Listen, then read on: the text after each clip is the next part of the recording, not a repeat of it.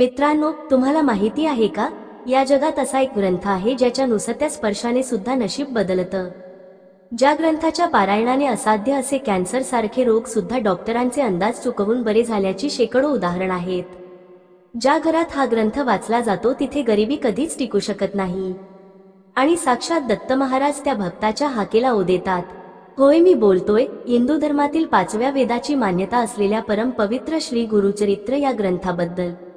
आज आपण 52 अध्यायांचे हे महाकाय रहस्य, त्यातील 52 चमत्कारी कथा आणि दत्त महाराजांचा पृथ्वीवरचा प्रवास एकाच व्हिडिओमध्ये एका अखंड प्रवासात उलगडणार आहोत. हे फक्त ऐकणं नाही तर हा एक अनुभव असणार आहे. मित्रांनो, 52 अध्यायांचा हा प्रचंड ग्रंथ त्याचा गाभा न हरवता तुम्हाला समजेल अशा सोप्या भाषेत आणि रंजक पद्धतीने मांडण्यासाठी मी मनापासून खूप मेहनत घेतली. या कथेचा प्रत्येक शब्द लिहिताना मी त्या दत्तगुरूंचे स्मरण केले आहे. माझी ही मेहनत तुमच्यापर्यंत पोहोचली असेल तर तुमचा एक साधा लाईक माझ्यासाठी खूप मोलाचा ठरेल.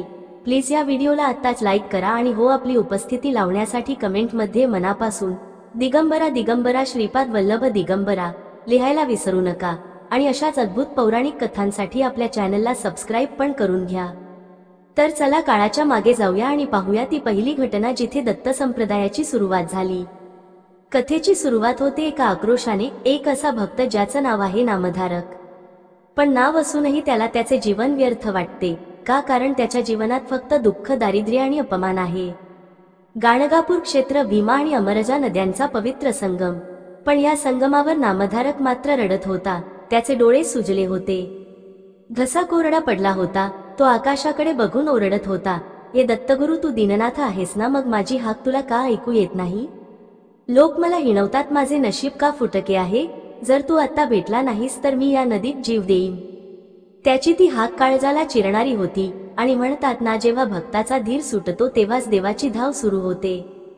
तेवढ्यात त्याला समोरून एक तेजस्वी आकृती येताना दिसली.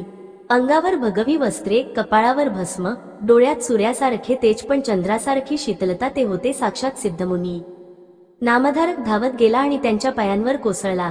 महाराज, मला वाचवा, मला मार्ग दाखवा, मला त्या दत्तगुरूंचे स्वरूप सांगा, जे भक्तांसाठी धावून येतात. सिद्धमुनींनी त्याला उठवले, त्याच्या डोक्यावरून हात फिरवला आणि एका गंभीर पण आश्वासक आवाजात म्हणाले, बाळा नामधारका, रडू नकोस. तुझे पूर्वज दत्तभक्त होते, पण तू विसरलास म्हणून हे भोग वाट्याला आले. पण आता काळजी नको, मी तुला ती कथा सांगतो जी ऐकल्याने यमराजाची सुद्धा भीती वाटत नाही. ती आहे गुरुचरित्र. कान देऊन ऐक. सिद्धमुनी सांगू लागले, युग होते सत्ययुग. हिमालय पर्वताच्या कुशीत अत्रि ऋषींचा आश्रम होता. अत्रि ऋषी म्हणजे तपश्चर्येचा महामेरू आणि त्यांची पत्नी होती महासाध्वी अनुसया.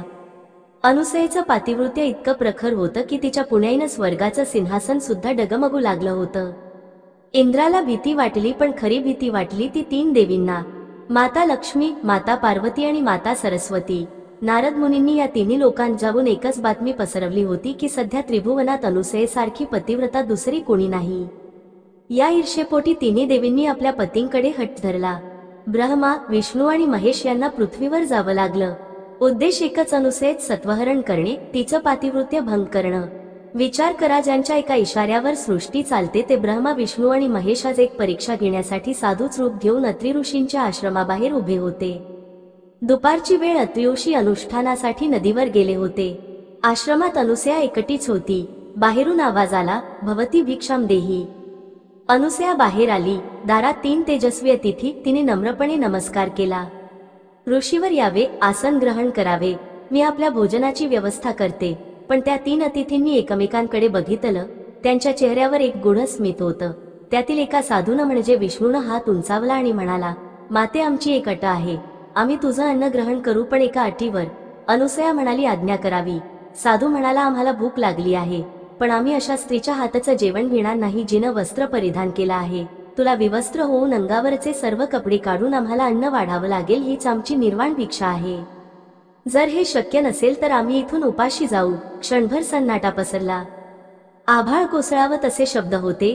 ते एका परपुरुषासमोर एका स्त्रीने विवस्त्र होणं हे तर मृत्यूहूनही भयानक होतं. जर तिने नाही म्हटलं तर अतिथी उपाशी जातील, गृहस्थश्रमाचा धर्म बुडेल, आणि जर हो म्हटलं तर पातिवृत्य धर्म बुडेल. धर्मसंकट. अनुसयेचे डोळे मिटले. तिने मनात आपल्या पतीचे अत्रि ऋषींचे स्मरण केलं आणि त्याच क्षणी तिला अंतर्ज्ञानाने समजलं की हे सामान्य साधू नाहीत. हे तर तिचे लाडके भगवान आहेत, जे तिची परीक्षा घेत आहेत. तिचा चेहरा उजळला. भीतीच्या जागा आत्मविश्वासाने घेतली. ती हसली. एका आईच्या ममतेने तिने त्या तिघांकडे बघितले. तिने स्वयंपाकघरात जाऊन पतीच्या कमंडलूतील तीर्थ हाताच्या उजळीत घेतले. तिचे डोळे पाणावले होते, पण ते दुःखाने नाही तर एका असीम भक्तीने. तिने मनात विचार केला, माझे मन जर निर्मळ असेल, माझ्या पतीवरील प्रेम जर सत्य असेल आणि हे अतिथी जर साक्षात त्रिमूर्ती असतील, तर या क्षणी माझे हे दूध पिणारे बाळ का होऊ नयेत. माझ्या मनात यांच्याविषयी कोणताही विकार नाही. मग लज्जा कसली? बाळासमोर आई कधी लज्जित होते का? तिने ते मंत्राग्नीने भारलेले पाणी त्या तिन्ही साधूंच्या अंगावर शिंपडले आणि म्हणाली, माझ्या पतीच्या तपश्चर्येने तुमची इच्छा पूर्ण हो. आणि काय आश्चर्य, त्या पाण्याच्या स्पर्शाने जगाला चालवणारे, चक्र सुदर्शन धरणारे विष्णू, त्रिशूलधारी शिव आणि ब्रह्मदेव त्या क्षणी ट्या करत रडणारी तीन छोटीशी गोजीरवाणी बालक बनली. ज्यांच्या भयाने काळ सुद्धा थरथर कापतो, ते आता अनुसयाच्या पायाशी हातवारे करत लोळत होते. अनुसुयेचे मातृत्व उफाळून आले. तिने त्या चिमुकल्या बाळांना कडेवर उचलले. त्या क्षणी ती फक्त एक तपस्विनी नव्हती, ती जगत जननी झाली होती. तिने खरोखरच आपली वस्त्रांची पर्वा न करता त्या भुकेल्या बालकांना आपल्या हृदयाशी लावले. त्यांना पाना पाजला. सृष्टीचे पालनहार आज एका मानवी मातेचे दूध पिऊन तृप्त झाले होते. तो वात्सल्य भाव, ती शांतता, आश्रमातील पशुपक्षी सुद्धा स्तब्ध झाले. स्वर्गातून देवतांनी पुष्पवृष्टी केली. थोड्या वेळाने तिथे लक्ष्मी, पार्वती आणि सरस्वती आल्या. आपल्या पतींची ही अवस्था पाहून त्या उशाळल्या. त्यांनी अनसूयाची क्षमा मागितली. माते, आम्ही हरलो, तुझी भक्ती जिंकली, आमचे पती आम्हाला परत दे. अनसूयेने त्यांना त्यांचे पती परत दिले, पण जाताना त्रिमूर्तींनी तिला वरदान दिले. अनसूये, तुझे हे वात्सल्य आम्ही कधीच विसरणार नाही. तुझे पुत्र म्हणून आम्ही तुझ्या पोटी जन्म घेऊ. आणि त्यातूनच जन्म झाला भगवान दत्तात्रेयांचा. ब्रह्मा, विष्णू आणि महेश यांचे एकत्रीकरण, 3 मुखे, 6 हात आणि पाठीशी 4 वेद, म्हणजे शवान रूपाने हे 4 वेद होते. अशा प्रकारे सत्ययुगात दत्तात्रेय अवतरले. पण सिद्धमुनी नामधारकाला म्हणाले, नामधारका, ही तर सुरुवात होती. काळ बदलला, कलियुग आले आणि कलियुगातील अज्ञान, अंधश्रद्धा आणि पाप नष्ट करण्यासाठी दत्तात्रेयांना पुन्हा मानवी रूपात यावे लागले. आता आपण जातोय आंध्र प्रदेशातील पिठापूर नावाच्या गावात. तिथे अप्पलराज शर्मा आणि सुमती नावाचे एक सात्विक जोडपे राहत होते. ते दोघेही दत्तभक्त होते, पण घरात गरिबी होती. सुमतीचे अनेक मुले जगली नव्हती आणि जी जगली होती ती अपंग होती. एके दिवशी काय झालं, अप्पलराज घरात नव्हते. घरात श्राद्धाची तयारी सुरू होती. ब्राह्मणांना जेवायला बोलावले होते. नियम असा असतो की ब्राह्मणांनी जेवल्याशिवाय अन्नाचा कणही कुणाला द्यायचा नसतो. पण दारात एक अतिथी आला, तेजस्वी पण भिकारी वेशात. त्याने आरोळी दिली. भवती भिक्षाम देही, माते खूप भूक लागली आहे. सुमती धावत बाहेर आली. तिने बघितले, त्या अतिथीच्या डोळ्यात एक वेगळीच चमक होती. तिने समाजाच्या रूढीच्या भीतीचा विचार केला नाही. भुकेलेला अन्न देणे हाच माझा धर्म, असा विचार करून तिने श्राद्धासाठी बनवलेले पवित्र अन्न त्या अतिथीला वाढले. तो अतिथी दुसरा तिसरा कोणी नसून साक्षात दत्तात्रेय होते, जे तिची परीक्षा घेण्यासाठी आले होते. ते प्रसन्न झाले. त्यांनी आपले मूळ रूप प्रकट केले आणि म्हणाले, माते, मी तुझ्यावर प्रसन्न आहे. मा, काय वरदान हवे? सुमती भारावून गेली. तिने हात जोडले आणि म्हणाली, प्रभू, मला तुमच्यासारखाच पुत्र हवाय. दत्त हसले आणि म्हणाले, माझ्यासारखा तर मीच आहे, म्हणून मीच तुझ्या पोटी जन्माला येईन. आणि काही काळाने सुमतीच्या पोटी एक दिव्य बालकाचा जन्म झाला, ज्याचे नाव ठेवले श्रीपाद श्री वल्लभ. हेच दत्तात्रेयांचे कलियुगातील पहिले अवतार. जन्मताच त्यांच्या अंगावर दिव्य चिन्ह होती. ज्या वयात मुले खेळतात, त्या वयात श्रीपाद वेद आणि शास्त्रांवर चर्चा करत होते. त्यांचे तेज पाहून गावातील पंडितही थक्क होत होते. वयाचा 16व्या वर्षी जेव्हा त्यांचे लग्नाचा विषय निघाला, तेव्हा श्रीपाद आईला म्हणाले, आई, माझे लग्न तर या विश्वाशी झाले. मी संसारी नाही, मी उदासी आहे.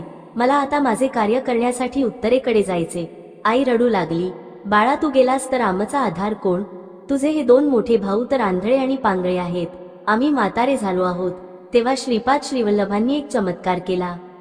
त्यांनी आपल्या अपंग भावांकडे फक्त एक दृष्टी टाकली आणि काय आश्चर्य, जन्मापासून आंधळे असलेले भाऊ पाहू लागले. ज्यांचे पाय लुळे होते ते धावू लागले. आईबाबा चरणी लागले. श्रीपादांनी त्यांना सांगितले, तुम्ही चिंता करू नका, तुमच्या पोटी पुन्हा मीच, म्हणजे पुढच्या अवतारात येईन. पण आता मला जाऊ द्या. त्यांनी घराचा त्याग केला आणि ते निघाले एका अशा प्रवासाला जिथे त्यांचे नाव इतिहासात कोरले जाणार होते. ते निघाले कुर्वापूरच्या दिशेने. पण मित्रांनो, कुर्वापूरला जाताना वाटेत जे घडले ते ऐकून तुमच्या अंगावर काटा येईल. एका धोब्याची निष्ठा आणि एका मातेचा आक्रोश ज्याने श्रीपादांना पुन्हा जन्म घेण्याचे वचन द्यायला लावले.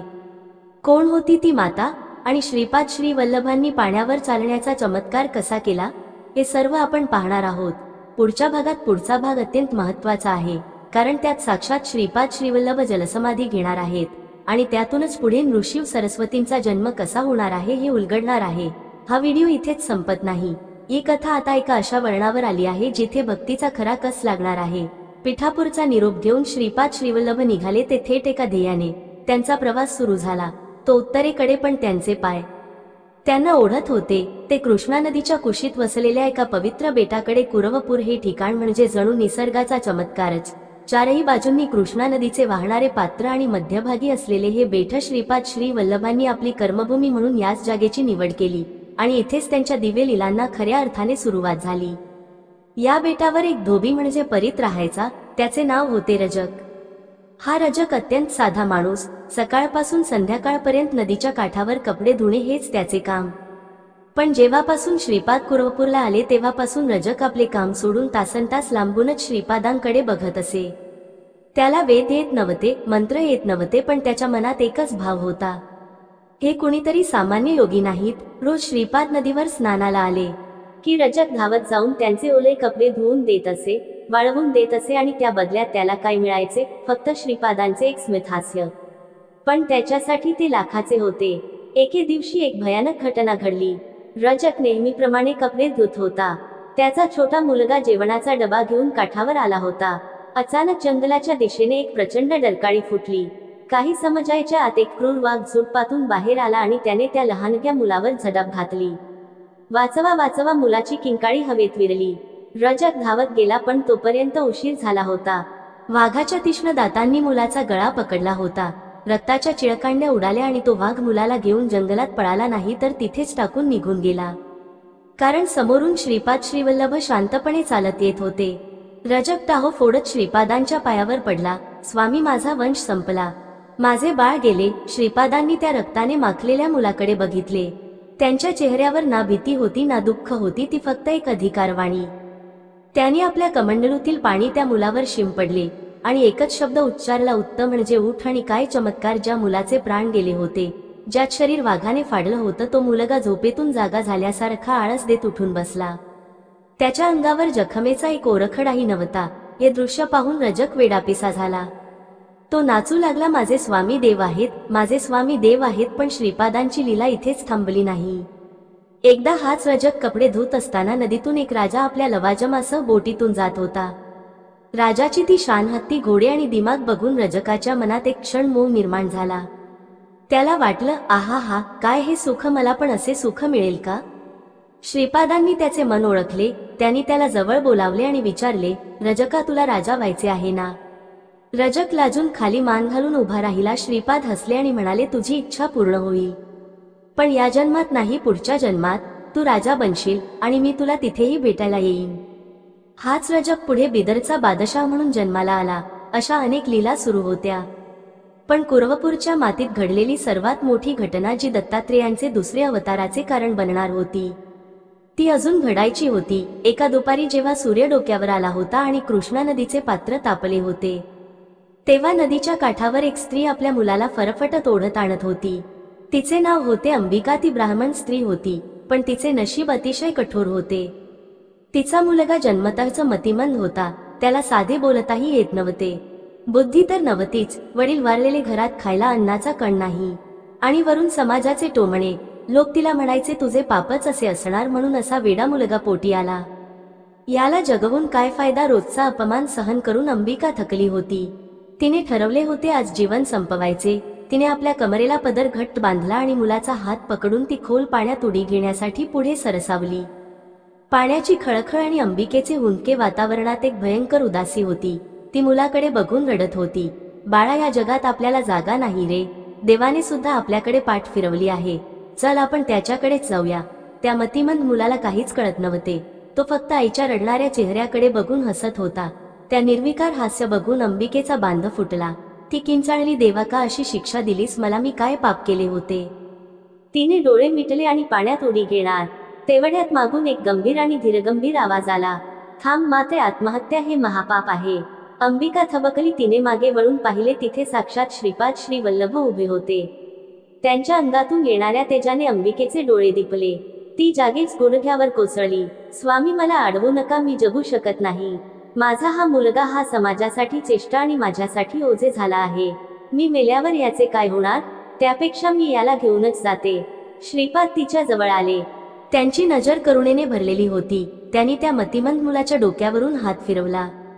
माते, मुलाला ओझे म्हणतीस? अरे, ज्या मातीने बीजाला पोटात वाढवले तिनेच त्याला नाकारायचे असते का? ते शब्द अंबिकेच्या काळजाला भेडले. ती ओसाबोक्षी रडू लागली. तिने श्रीपादांचे पाय धरले आणि ती विनवणी करू लागली, मग मला मार्ग दाखवा. स्वामी, जर मला जगायचे असेल तर मला तुमच्यासारखा ज्ञानी, तुमच्यासारखा तेजस्वी पुत्र हवा. या वेडा मुलाला घेऊन मी कशी जगू? मला तुमच्यासारखा मुलगा द्या, नाही तर मला मरण द्या. तिची ती हाक, त्यातील आर्तता आणि मातृत्व हे सर्व पाहून श्रीपादांचे हृदय हेलावून गेले. त्यांनी अंबिकेला उठवले. माते, उठ, तुझी इच्छा पूर्ण होईल. तू आता घरी जा आणि नित्यनेमाने शनिपदोष व्रत कर. आणि लक्षात ठेव, श्रीपादाने तिच्या डोळ्यात बघत एक वचन दिले, जे काळाच्या दगडावर कोरले गेले. तुला माझ्यासारखा पुत्र हवा आहे ना? पण या त्रिभुवनात माझ्यासारखा फक्त मीच आहे, म्हणून पुढच्या जन्मात मी स्वतः तुझ्या पोटी जन्म घेईन. अंबिकेचा विश्वास बसेना. साक्षात देव तिला आई म्हणणार होता. तिने थरथरत त्या हाताने श्रीपादांना नमस्कार केला. तिचे अश्रू आता दुःखाचे राहिले नव्हते, ते आनंदाचे होते. श्रीपादांच्या आशीर्वादाने अंबिका परतली आणि तिने आपला उर्वरित जन्म शिवभक्तीत घालवला. तिकडे श्रीपादांच्या लीलांचा वेग वाढतच होता. कुरवपूर हे फक्त भक्तांचे स्थान नव्हते, तर व्यापाऱ्यांचा मार्गही होता. वल्लभेश नावाचा एक ब्राह्मण व्यापारी होता. त्याने नवस केला होता की जर व्यापारात चांगला नफा झाला तर मी कुरवपूरला येऊन 1000 ब्राह्मणांना जेवण घालेन. त्याला नफा झाला. तो पैसे घेऊन कुरवपूरला निघाला. पण ही बातमी काही चोरांना समजली. ते चोर भक्तांचे सोंग घेऊन वल्लभेशच्या प्रवासात सामील झाले. दिवसभर ते त्याच्याशी गोड बोलले की अरे, आम्ही पण दर्शनालाच चाललो आहोत. वल्लभेश भोळा होता. तो त्यांच्यावर विश्वास ठेवून चालत राहिला. रात्र झाली. घनदाट जंगल लागले. आजूबाजूला चिट्टपाखरूही नव्हते. संधी साधून त्या चोरांनी आपला खरा रंग दाखवला. ए ब्राह्मणा, जे काही आहे ते काढून दे, नाही तर गळा कापून टाकू. वल्लभेश थरथर कापू लागला. अरे, हे देवाचे पैसे आहेत, हे घेऊ नका. पण राक्षसी वृत्तीच्या चोरांनी ऐकले नाही. एका चोराने तलवार काढली आणि सपकन वार केला. वल्लभेशचे शिरधडा वेगळे झाले. रक्ताच्या थारोळ्यात तो पडला. चोर आनंदाने पैसे लुटू लागले. पण त्याच क्षणी जंगलातील शांतता भंग पाडले. झाडांच्या फांद्या जोर जोरात हलू लागल्या. जमिनीतून जणू ज्वालामुखी फुटावा तसा एक दिव्य पुरुष तिथे प्रकट झाला. हातात त्रिशूळ जटा सोडलेल्या आणि डोळ्यात आग ओकणारे रौद्र रूप हे श्रीपाद श्री वल्लभ होते. पण शांत रूपात नाही, तर काळभैरवाच्या रूपात. त्यांनी आपल्या त्रिशूळाने त्या चोरांचा संहार सुरू केला. काही क्षणातच सर्व चोर जमिनीवर लोळले. नंतर श्रीपादांनी आपले शांत रूप धारण केले. त्यांनी वल्लभेशच्या धडाला शीर जोडले आणि त्यावर भस्म टाकले. वल्लभेश, उठ. वल्लभेश दचकून जागा झाला. त्याला वाटले आपण झोपलो होतो. पण जेव्हा त्याने आजूबाजूला मेलेले चोर आणि समोर उभे असलेले श्रीपादांना पाहिले, तेव्हा त्याला सत्य उमजले. त्याने देवाचे पाय धरले. अशा प्रकारे श्रीपादांनी धर्म आणि भक्तांचे रक्षण केले. पण आता त्यांची वेळ संपत आली होती. ठरल्याप्रमाणे अवतार कार्य पूर्ण झाले होते. तिथी होती आश्विन वद्य द्वादशी. श्रीपादांनी भक्तांना सांगितले, माझे कार्य संपले आहे. आता मी महाप्रस्थान करणार आहे.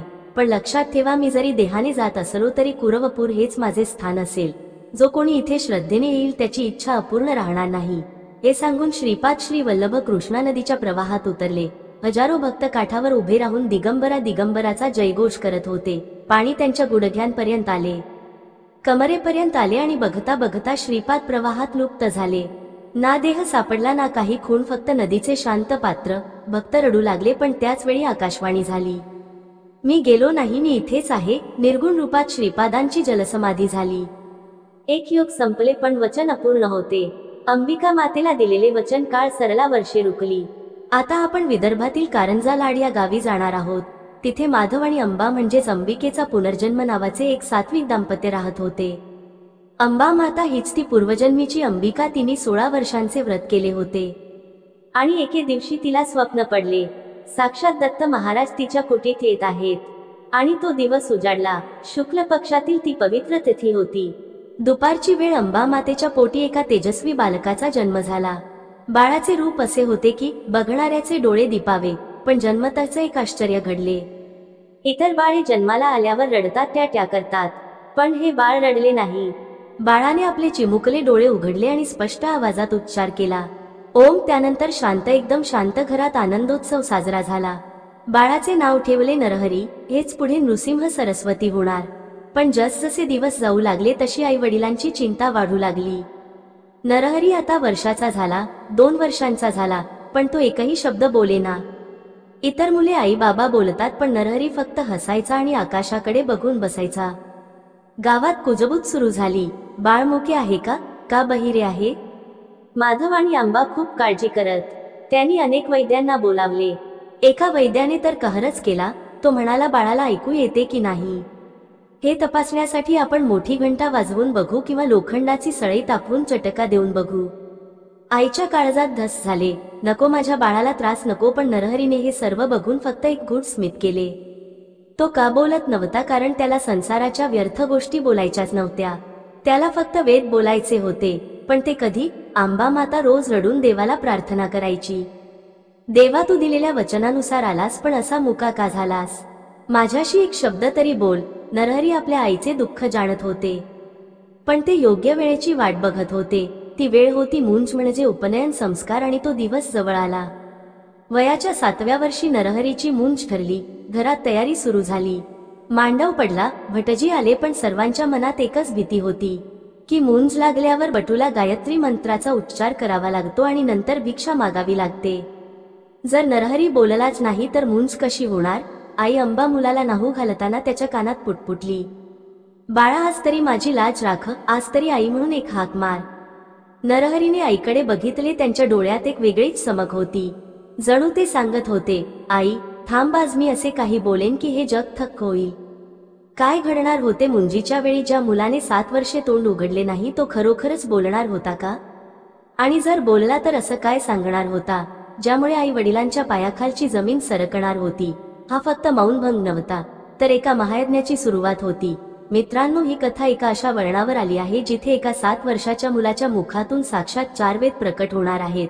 पण त्यानंतर तो मुलगा जे मागणार आहे ते कोणत्याच आईला सहन होण्यासारखं नाही. काय असेल ती मागणी पाहूया पुढील भागात. कारंजा गावातील त्या मांडवात आता तणाव शिगेला पोहोचला होता. भटजींनी हातातील अक्षता घेतल्या. सावधान असा घोष झाला. मंगलाष्टक संपली. बाळ नरहरीच्या गळात जाणले, म्हणजे यज्ञोपवीत घालण्यात आले. आता तो विधी आला ज्याची सर्वांना भीती होती, म्हणजे बटूला गायत्री मंत्राचा उपदेश देणे. आणि बटूने तो उच्चारणे. वडिलांनी, माधवरावांनी नरहरीला जवळ घेतले.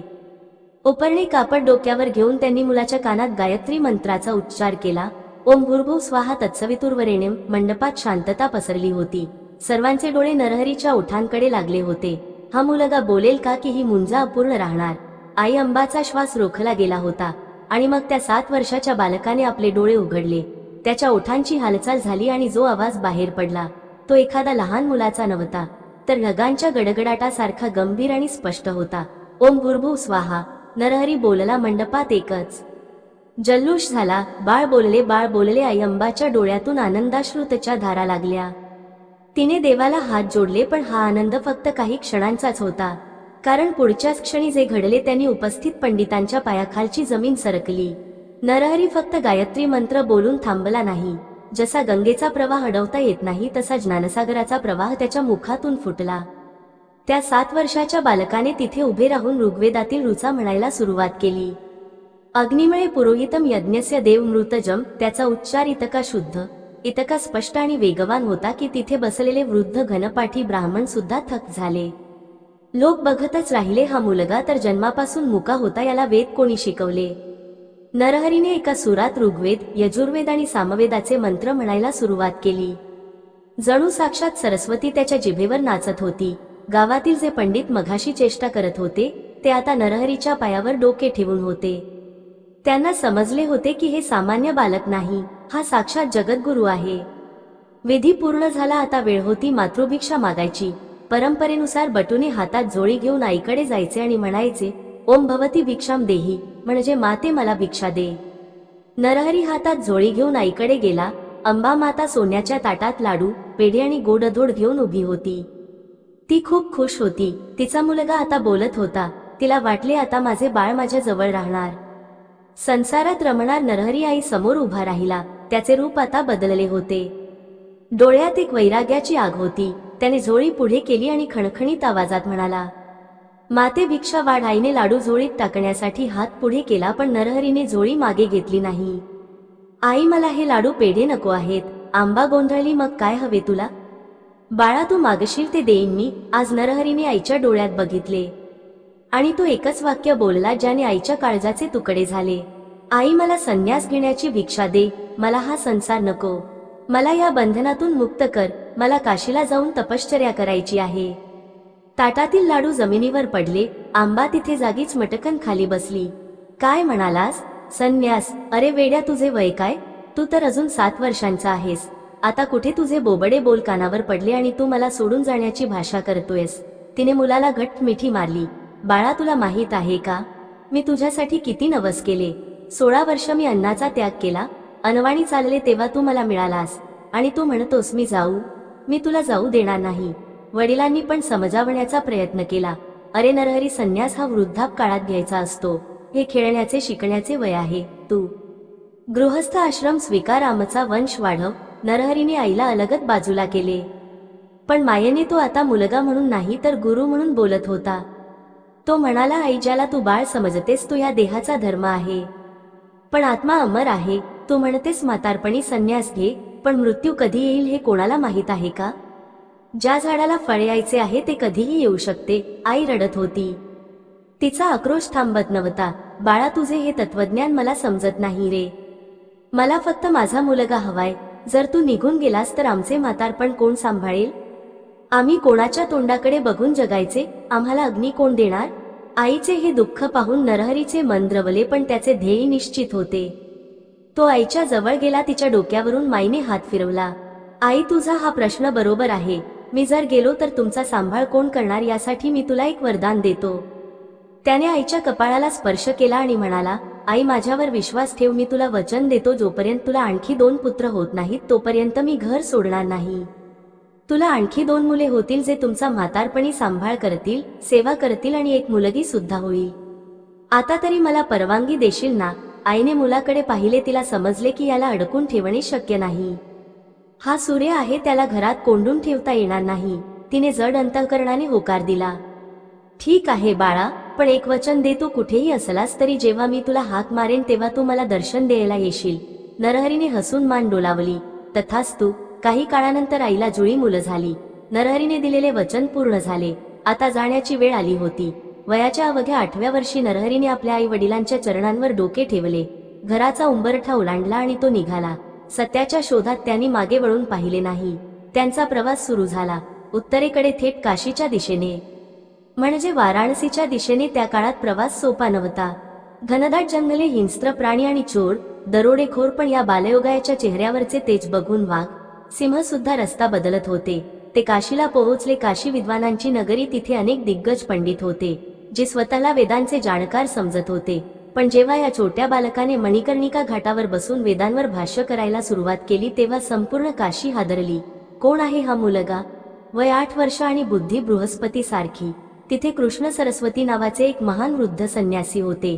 ते शंकराचार्यांच्या परंपरेतले होते. त्यांनी नरहरीला ओळखले. त्यांनी नरहरीला बोलावले. बाळा, तू या कलियुगाचा उद्धार करण्यासाठी आला आहेस. तुला आता दीक्षा घ्यावी लागेल.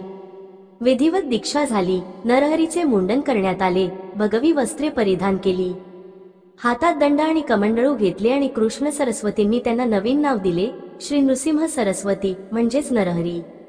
हे नाव मागे पडले आणि जगाला मिळाले. नृसिंह सरस्वती नाव का दिले? इंद्रसेनी कारण ते नरहरी होते आणि सरस्वती कारण ते ज्ञानाचे सागर होते. आता ते पूर्ण संन्यासी झाले होते. त्यांनी काशीतील लोकांचा उद्धार केला. अनेक पंडितांचे गर्वहरण केले. पण त्यांना आठवण होती आपल्या आईला दिलेल्या वचनाची आणि त्यांना कार्यक्षेत्र निवडायचे होते. दक्षिण भारतात त्यांनी काशीचा निरोप घेतला. 30 वर्षानंतर काही ग्रंथानुसार हा काळ कमी जास्त असू शकतो, पण मुख्य घटनाक्रम असाच आहे. ते पुन्हा आपल्या गावी कारंजाला आले. पण आता ते बाळ नरहरी नव्हते. ते स्वामी नृसिंह सरस्वती होते. ते आपल्याच घरासमोर उभे राहिले आणि त्यांनी आवाज दिला, भवती भिक्षाम देही. म्हातारे झालेले आईवडील माधव आणि आंबा बाहेर आले. त्यांनी या तेजस्वी संन्यासाला बघितले. त्यांना ओळखून आले नाही, पण हृदयाचे ठोके वाढले. अंबा मातेने भिक्षा वाढली. तेव्हा स्वामी हसले आणि म्हणाले, आई ओळखले नाहीस का? मी तुझा नरहरी. अंबा मातेच्या हातातील भिक्षा खाली पडली. तिने हंबरडा फोडला. माझा नरहरी आला. त्यांनी आई वडिलांच्या पायावर डोके ठेवले. आई, मी तुला वचन दिले होते की तुझे इतर मुलगे तुझा सांभाळ करतील. ते करत आहेत ना? आईने सांगितले, हो, तुझे भाऊ आमची खूप सेवा करतात, पण तुझी आठवण क्षणभरही जात नाही. नरसिंह सरस्वतींनी त्या दिवशी आई वडिलांना आत्मज्ञान दिले. त्यांनी सांगितले की हे नाते, हे मोहमाया सर्व नाशिवंत आहेत. खऱ्या ईश्वराला ओळखा. त्यांचे उपदेशाने आई वडिलांना मुक्तीचा मार्ग सापडला. त्यांनी समजून घेतले की आपला मुलगा आता जगाचा पिता झाला आहे. त्यांचा निरोप घेऊन स्वामी निघाले. आता त्यांचे लक्ष निश्चित होते. त्यांना कृष्णा नदीच्या तीरावर जायचे होते, जिथे दत्ताचे स्थान आहे. ते चालत चालत त्र्यंबकेश्वर मार्गाने नाशिकवरून पुढे सरकले. वाटेत अनेक चमत्कार झाले, पण ते थांबले नाहीत. त्यांचे पाय थांबले ते एका पवित्र जागी, म्हणजेच औदुंबर भिलवडी जवळ कृष्णा नदीच्या काठी औदुंबर नावाचे क्षेत्र आहे. तिथे खूप औदुंबराची म्हणजे उंबराची झाडे आहेत.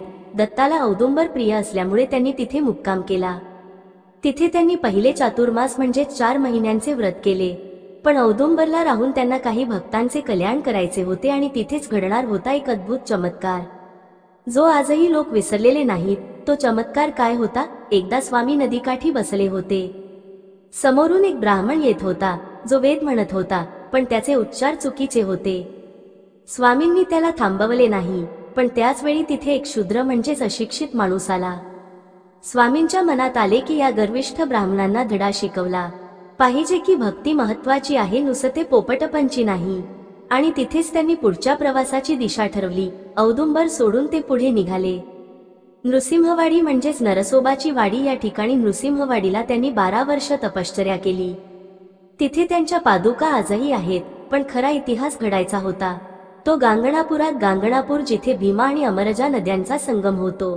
तेथे जाण्याआधी वाटेत एका गावी एक मोठी घटना घडली. एका गरीब ब्राह्मणाच्या घरी श्राद्ध होते, पण घरात खायला काहीच नव्हते. ब्राह्मण म्हणत होता, माझ्या पितरांना मी उपाशी कसे ठेवीन?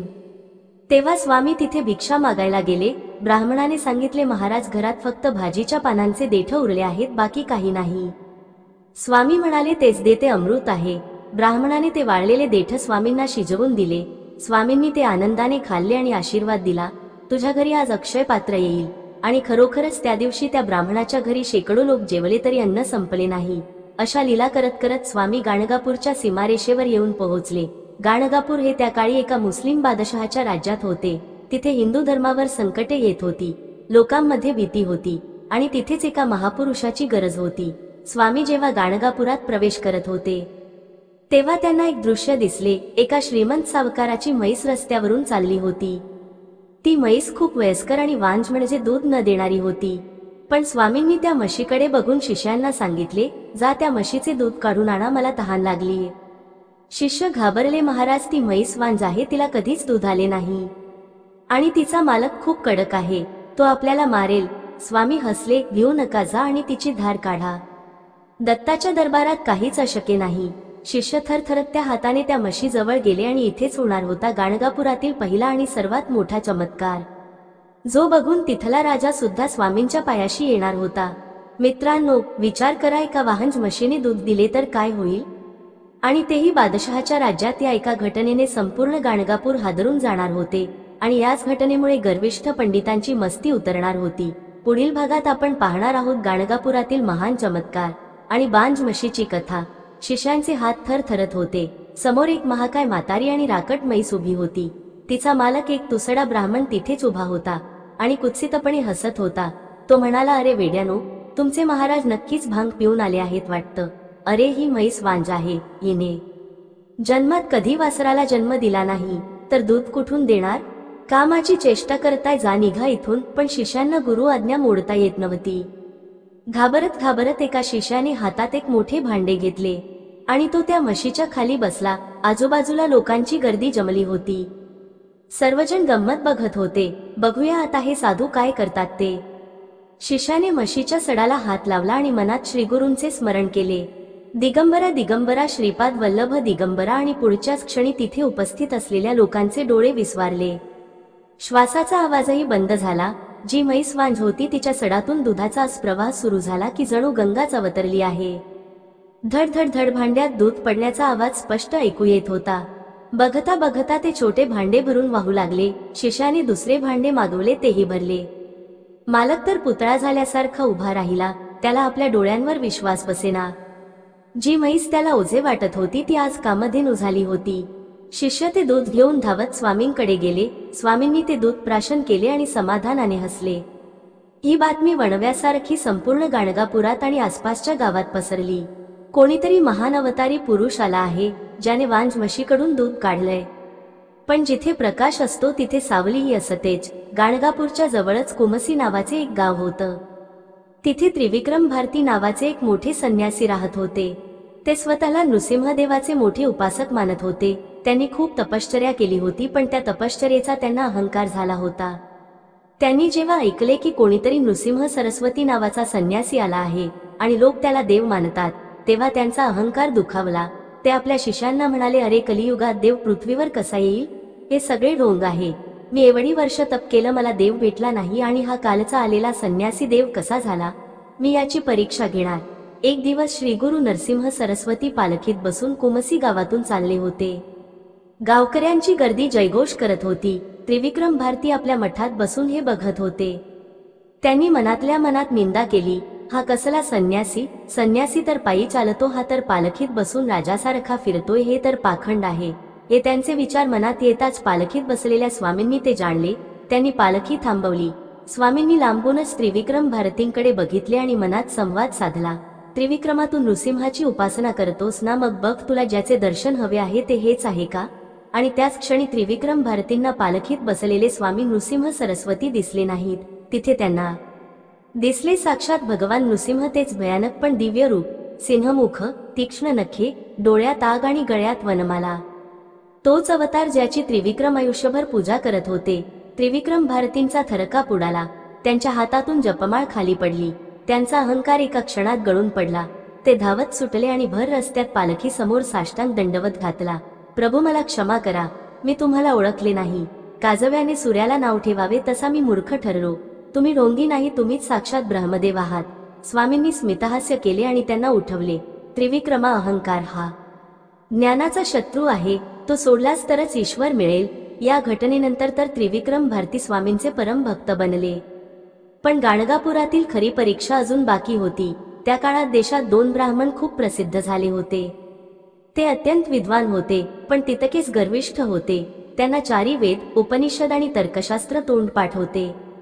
त्यांनी एकच ध्यास घेतला होता, संपूर्ण भारतात फिरायचे. तिथल्या पंडितांना वादविवादात हरवायचे आणि त्यांच्याकडून जयपत्र म्हणजे विजयाचे प्रमाणपत्र लिहून घ्यायचे.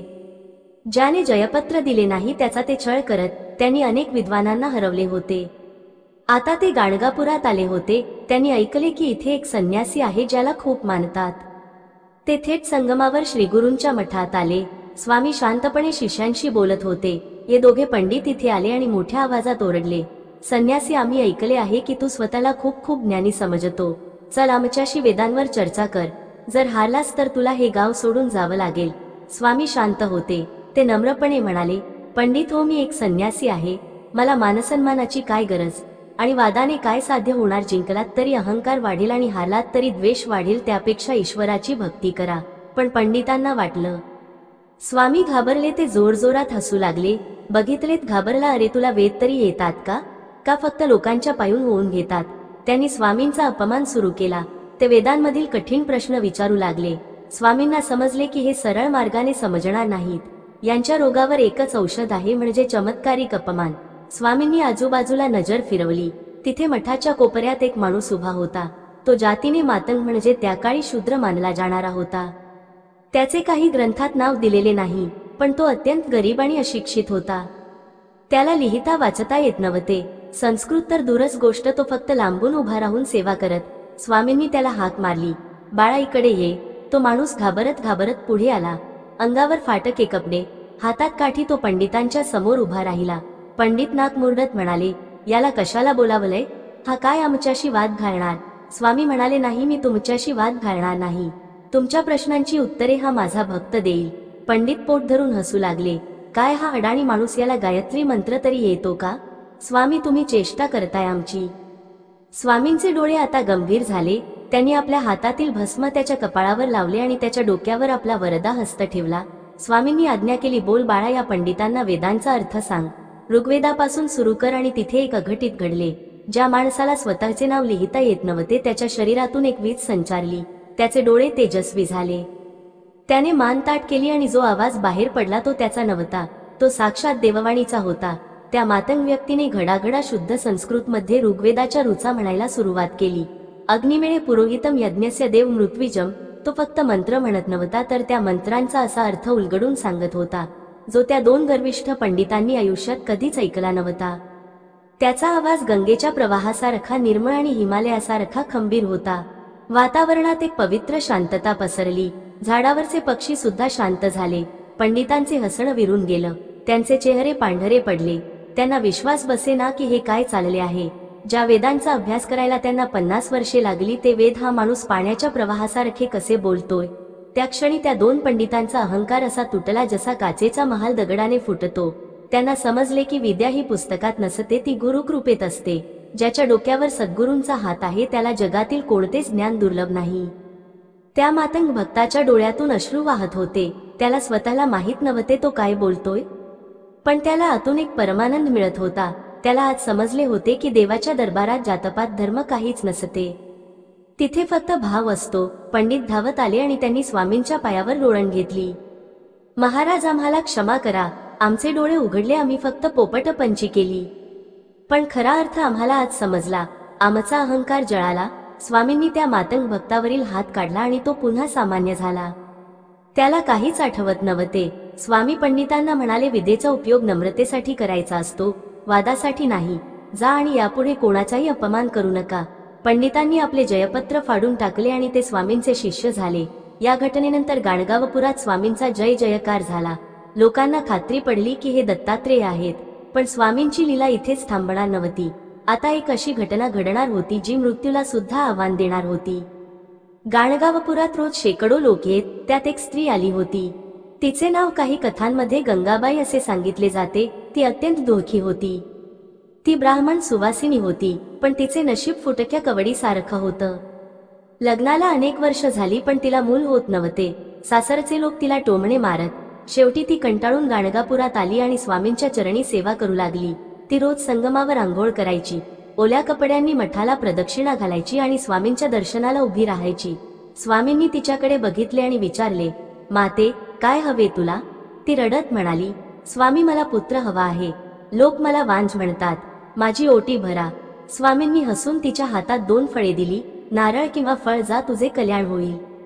ती आनंदली, पण तिची परीक्षा संपली नव्हती. काही काळाने तिला मुलगा झाला नाही, पण तिचे पती आजारी पडले. इतके आजारी पडले की जगण्याची आशा उरली नाही. एके दिवशी रात्री तिचे पती मरण पावले. गावातील लोक जमले, अरे अरे, बिचारीच नशीब बघ, मूल तर झालंच नाही. आता कपाळच पांढरे झाले. आता ही विधवा झाली. लोक अंत्ययात्रेची तयारी करू लागले. तिरडी बांधली गेली. पतीचे प्रेत त्यावर ठेवले गेले. ती स्त्री वेड्यासारखी रडत होती. स्वामी, तुम्ही तर आशीर्वाद दिला होतात, मग हे काय झालं? माझा पती मला सोडून कसा गेला? तुमचे वचन खोटे कसे ठरेल? तिचे ते शब्द, तिचा तो अधिकार, जणू काही ते देवाला जाब विचारत होती. आणि मित्रांनो, इतिहासात असे फार कमी वेळा घडते की भक्ताच्या हट्टापायी देवाला निसर्गाचे नियम बदलावे लागतात. यमराजाला आलेली शिकार परत करावी लागते. स्वामींनी आपले डोळे उघडले. त्यांच्या डोळ्यात आता नृसिंह नव्हते, तर करुणार्णव दत्त होते. त्यांनी शिष्यांना विचारले, बाहेर काय चालले आहे? शिष्यांनी सांगितले, महाराज, एका स्त्रीचा पती वारला आहे आणि ती तुमच्याकडे न्याय मागत आहे. स्वामी उठले. ते हळूहळू त्या प्रेताच्या दिशेने चालू लागले. वातावरण स्तब्ध झाले. लोक श्वास रोखून बघत होते. स्वामी काय करणार? मेलेल्याला जिवंत करणार? अशक्य, हे सृष्टीच्या नियमाविरुद्ध आहे. स्वामी प्रेताच्या जवळ आले. त्यांनी त्या रडणाऱ्या स्त्रीकडे बघितले. तिचे कुंकू पुसलेले होते. बांगड्या फुटायच्या होत्या. स्वामींनी आपल्या कमंडोलीतील पाणी हाताच्या तळव्यावर घेतले. मंत्र उच्चारला आणि सर्वांसमोर एका मोठ्या आवाजात म्हणाले, आयुष्य असते तर मरतो कशाला? आणि मी असताना यम येतोच कशाला? काय अर्थ होता याचा? काय त्या प्रेतात प्राण परत येणार होते? स्वामींनी ते पाणी प्रेताच्या तोंडावर शिंपडले. आणि मित्रांनो, काय झाले असेल पुढे? प्रेत उठले की नाही? आणि जर उठले तर यमराजाने काय केले? हा प्रसंग गाणगापूरच्या इतिहासातील सर्वात रोमांचक प्रसंग आहे, ज्याने मृत्युंजय मंत्राची ताकद सिद्ध केली. पुढील भागात आपण पाहणार आहोत मृत्यूवर विजय आणि सतीची कथा पूर्ण रूपात. वातावरणात एक भयान शांतता होती. हजारो डोळे त्या प्रेताकडे आणि स्वामींच्या हाताकडे लागले होते. स्वामींच्या कमंडलूतील ते मंत्राग्नीने भारलेले पाणी त्या मृतदेहाच्या थंड पडलेल्या चेहऱ्यावर पडले. पाण्याचे थेंब ओघळून खाली पडले. एक क्षण गेला, 2 क्षण गेले, काहीच हालचाल झाली नाही. लोकांमध्ये कुजबूज सुरू झाली. बघितले, काहीच झाले नाही. मेलेला माणूस कधी उठतो का? हा निसर्गाचा नियम आहे. त्या स्त्रीचा, त्या माऊलीचा श्वास रोखला गेला होता. तिने स्वामींच्या चरणांवरची पकड ढिली केली नाही. तिचे डोळे मिटलेले होते आणि ओठांवर फक्त दत्त दत्त हाच जप सुरू होता. आणि मग त्या प्रेताच्या उजव्या हाताच्या करंगळीत एक सूक्ष्म हालचाल झाली. कोणीतरी ओरडले, बोट हल्ले, बोट हल्ले. सर्वांचे लक्ष तिथे गेले. पाहता पाहता त्या मृत शरीराच्या छातीत श्वास भरू लागला. फुफ्फुसे हल्ली आणि ज्याप्रमाणे एखादा माणूस गाढ झोपेतून आळस देत उठावा, तसे त्या ब्राह्मणाने आपले डोळे उघडले. तो हळूहळू उठून बसला. त्याने आजूबाजूला बघितले. लोक रडत. पत्नी जमिनीवर लोळण घेत आहे, स्वतःला तिरडीवर बांधलेले आहे. तो गोंधळला. तो म्हणाला, अरे हे काय चालले आहे? मी तर झोपलो होतो. मला इथे का आणले आणि तुम्ही सगळे माझ्याकडे असे का बघत आहात? त्याचा आवाज ऐकून त्याची पत्नी, जी मगाशी दुःखाने अर्धी मेली होती, ती आता वेड्यासारखी ओरडली. स्वामी, तुम्ही परत आलात. तिने धावत जाऊन पतीला मिठी मारली नाही तर आधी श्री नृसिंह सरस्वतींच्या पायावर डोके ठेवले. तिचे अश्रू स्वामींच्या पायावर पडले आणि त्या उष्ण अश्रूंनी स्वामींचे पाय धुतले गेले. महाराज, तुम्ही देव आहात. तुम्ही यमराजाच्या दाढीतून माझ्या पतीला परत आणले. माझा सुहाग परत दिला. लोक जयघोष करू लागले. दिगंबरा दिगंबरा, श्रीपाद वल्लभ दिगंबरा हा नाद आकाशाला भिडला. ज्यांनी स्वामींची चेष्टा केली होती ते आता लाजेने मान खाली घालून उभे होते. स्वामी शांत होते. त्यांनी त्या ब्राह्मणाला आणि त्याच्या पत्नीला आशीर्वाद दिला. बाळा, तुझे आयुष्य अजून संपले नव्हते. ही यमराजाची चूक नव्हती, पण भक्तीचा हट्टगोळा तिला सुद्धा बदलवू शकतो. हेच मला जगाला दाखवायचे होते. जा, सुखाने संसार करा. तो ब्राह्मण आणि त्याची पत्नी पुनर्जन्म मिळाल्यासारखे घरी गेले. ही बातमी वाऱ्यासारखी नाही तर वणव्यासारखी पसरली. गाणगापुराच्या माहेर कर्नाटक, महाराष्ट्र, तेलंगणापर्यंत लोक बोलू लागले. गाणगापुरात एक असे स्वामी आले आहेत, जे मेलेल्या माणसाला जिवंत करतात. आता मठात रोज हजारांची गर्दी होऊ लागली. दुःखी, कष्टी, रोगी लोक आशेने येऊ लागले आणि स्वामी कोणालाच रिकामे हाताने पाठवत नव्हते. पण स्वामींची परीक्षा घेण्यासाठी निसर्ग नवनवीन रूपे घेऊन येत होता. एके दिवशी दुपारची वेळ होती. स्वामी भक्तांशी संवाद साधत होते. तेवढ्या गर्दीतून वाट काढत एक अतिशय वृद्ध स्त्री पुढे आली. तिचे वय असेल साधारण 60 वर्ष. केस पूर्ण पिकलेले, चेहऱ्यावर सुरकुत्या, हातात काठी. चालताना सुद्धा ती थरथरत होती. ती स्वामींच्या समोर आली आणि हात जोडले. महाराज, मी सोमनाथ सायनदेवाची पत्नी. अनेक वर्षांपूर्वी मी नवस केला होता की मला मुलगा झाला तर मी सेवेला येईन. पण माझे नशीब बघा, तरुण पण गेले, म्हातारपणा पण आले, पण पाळणा हल्ला नाही. आता लोक मला वांज म्हातारी म्हणून चिडवतात. आता या वयात मला मूल कसे होणार? पण तुमची कीर्ती ऐकून शेवटची आशा घेऊन आले आहे. तिचे बोलणे ऐकून आजूबाजूचे लोक हसले. एक जण म्हणाला, आजी, आता नातवंडे खेळवायचे वय आहे आणि तुला मुलगा हवाय. निसर्गाचे काही नियम असतात. ज्या झाडाची मुळे सुकली आहेत त्याला फळ कसे येणार? वैद्यकशास्त्राप्रमाणे हे अशक्य होते. रजोनिवृत्ती म्हणजे मेनोपॉज होऊन अनेक वर्ष झाली होती. पण स्वामींच्या चेहऱ्यावर एक वेगळंच तेज होतं. त्यांनी त्या हसणाऱ्या लोकांकडे बघितले आणि मग त्या रडणाऱ्या आजींकडे बघितले. स्वामी म्हणाले, माते, जगासाठी तू म्हातारी असशील, पण माझ्या दत्तासाठी भक्ती कधीच म्हातारी होत नाही. तुझ्या विश्वासात जर तरुणपण असेल तर तुझा देह नक्की पालवेल. स्वामींनी आपल्या हातातील 2 सुखी फळं म्हणजे काही ग्रंथात नारळ त्या 60व्या वर्षाच्या आजींच्या ओटीत टाकले. जा माते, तुला पुत्र प्राप्ती होईल आणि तो पुत्र मोठा ज्ञानी होईल. लोक थक्क झाले. स्वामींनी हे काय केले? हे कसे शक्य आहे? ती वृद्ध स्त्री स्वामींवर विश्वास ठेवून घरी गेली. तिने श्रद्धेने त्या फळांचे सेवन केले आणि मित्रांनो, काय सांगू, पुढच्या काहीच दिवसातच तिचे रूप पालटू लागले. तिच्या अंगावरचे पांढरे केस काळे होऊ लागले. सुरकुत्या नाहीशा झाल्या आणि तिची मासिक पाळी, जी अनेक वर्षांपूर्वी बंद झाली होती, ती पुन्हा सुरू झाली. तिला पुन्हा तारुण्य प्राप्त झाले आणि बरोबर 9 महिन्यांनी वयाच्या 60व्या वर्षी त्या माऊलीने एका गोंडस बाळाला जन्म दिला.